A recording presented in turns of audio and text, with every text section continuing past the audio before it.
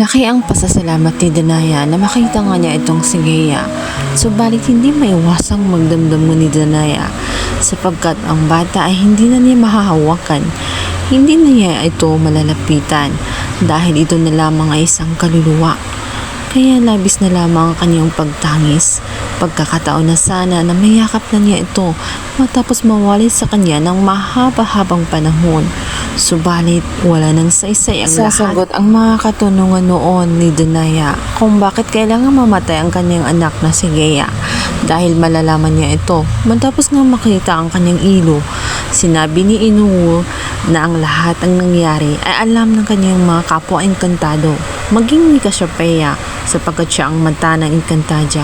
Ngunit hinayaan ng lahat na mangyari sapagkat iyon daw ay nararapat mangyari para magsilang siyang muli at magkaroon ng panibagong anak na nakatakda sa propesya. Ang masakit na katotohanan iyon ay kumurot sa puso ng inang si Danaya sapagkat alam pala nilang lahat kung bakit hindi siya pinigilan at hinayaang mangyari. Pakiramdam niya ay tinraidor siya ng kanyang mga kapatid kaya hindi siya mapakali. Gusto niyang masaksihan ang lahat. Kaya naman pinuntahan niya ang batis ng katotohanan at dito niya masasaksihan matapos ngang ipakita ng batis ng katotohanan ang mga nakaraan. Subalit nagbabala ang batis ng katotohanan. Sinabi nito na siguraduhin makakayanan niya ang kanyang masasaksihan at matatanggap niya ito dahil talagang hindi madali ang kanyang masasaksihan kaya dapat niyang ihanda ang kanyang sarili.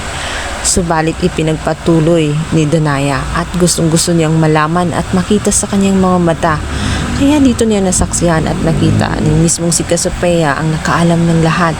Maging ang kanyang kapatid na si Perena ay alam din. Sinubukan niyang pigilan itong si Cassiopeia kung may magagawa pa laban sa kay Gea, kung kaya pa itong iligtas. Nakaramdam ng pait itong si Danaya matapos na makita niya ang naturang nakaraan na wala man lang ginawang hakbang si Perena, si Cassiopeia at ay mapangingkantado at hinayaan na lang na mangyari sa kanyang anak at sa kanyang asawang si muling nabuhay ang malaking sugat ng nakaraan ni Danaya. Dahil doon, nagbabalik siya sa Lareo upang maningil sa lahat ng pagkukulang ng kanyang mga kapatid at dahil kung bakit hinayaan itong mangyari na mawala si Gea at itong si Akil. Hindi matanggap ni Danaya ang katotohanan na ginawa. Pinagtaksilan siya ng mga kapatid niya.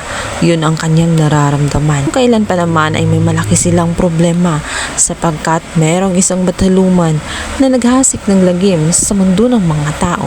Saka naman magkakaroon ng problemang malaki dahil tela magkawatak-watak ang magkakapatid dahil sa malaki katotohanan. Hindi malilimutan nga ni Danaya ang pagkamatay ni Akil at nitong si Gea hanggang ngayon ay hindi niya matanggap.